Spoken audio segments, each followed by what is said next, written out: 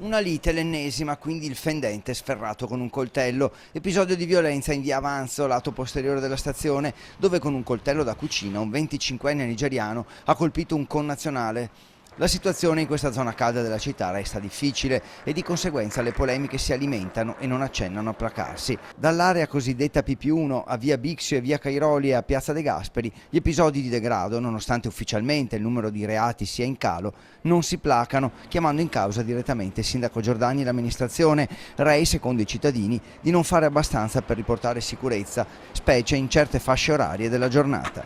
Qui la situazione sta peggiorando di giorno in giorno.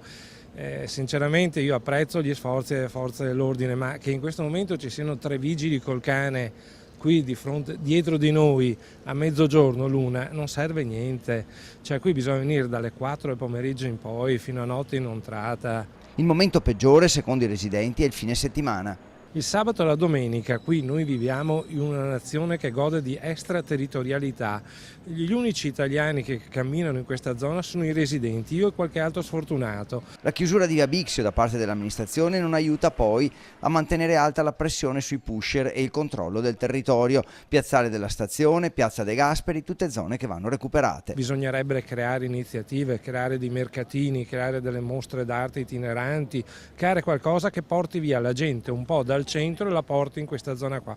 Solo così. E poi repressione, repressione, repressione.